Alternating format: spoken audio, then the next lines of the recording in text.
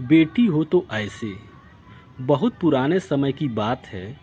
एक गांव में एक भले आदमी गंगाराम का देहांत हो गया था। तो जैसे ही उस आदमी के परिवार वाले उसकी अर्थी को लेकर शमशान ले जाने लगे, तभी अचानक एक मोटे ताजे सेठ ने उस अर्थी का एक पांव पकड़ लिया और बोला कि मरने वाले इस गंगाराम से मैं 2 लाख रुपए कर्जा मांगता हूँ, इसलिए पहले मुझे मेरे पैसे दे दो, तभी मैं इसकी अर्थी को शमशान ले जाने दूंगा। अब तमाम लोग तमाशा देख रहे थे। तभी उनके 3 बेटों ने कहा कि हमें नहीं देने हैं, पिताजी का कर्जा पिताजी जाने, और वैसे भी अब तो वो इस दुनिया में नहीं हैं।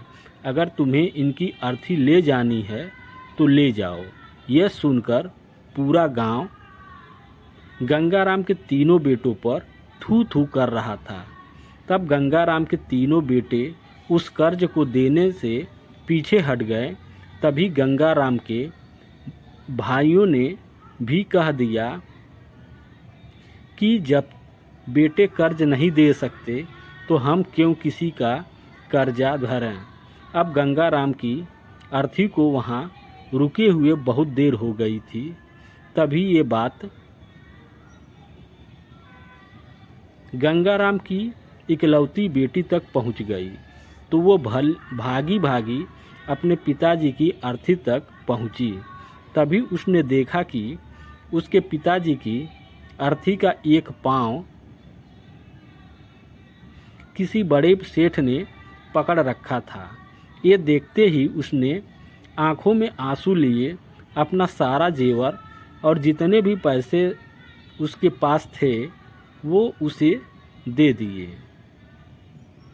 और फिर उस सेठ ने आगे हाथ जोड़ते हुए कहा कि सेठ, अगर ये सब जेवर बेचकर भी आपका कर्जा पूरा न हो पाए तो मैं खुद आपका सारा कर्जा उतारूंगी, मगर इस समय मेरे पिताजी की अर्थी यात्रा को मत रोको। तभी उस सेठ ने गंगाराम की अर्थी का पाँव किसी और को पकड़ाकर उसकी बेटी के पाँव पास आकर बोला कि मुझे माफ़ कर दो बेटी, दरअसल बात यह है कि मुझे गंगाराम से 2 लाख रुपए लेने नहीं बल्कि देने हैं। गंगाराम ने 3 साल पहले मेरी कुछ मजबूरी पड़ने पर अपनी एक ज़मीन बेचकर मुझे 2 लाख रुपए दिए थे, और वो तो इतना भला आदमी था कि मुझसे 1 रुपये भी ब्याज नहीं लिया। और आज जब मैं गंगाराम के रुपए लौटाने आया हूँ तो मुझे खबर मिली कि उनका तो देहांत हो गया है, इसलिए मैं बड़ी ही सोच में पड़ गया था कि अब ये रुपए मैं किसको दूँ। इसलिए मैंने ये खेल खेला ताकि गंगाराम जी के ये 2 लाख रुपए घर के एक ऐसे सदस्य के पास जाए जो वाकई में उनको प्यार और उनकी इज्जत करता हो। और बेटी, आज तुमने ये भी साबित कर दिया कि अपने माँ बाप को एक बेटे से बहुत ज़्यादा एक बेटी ही प्यार कर सकती है। इसलिए ये 2 लाख रुपए मैं तुम्हें सौंपता हूँ। काश तुम जैसी बेटी हर घर में हो जो अपने पिता की इतनी इज्जत करती है।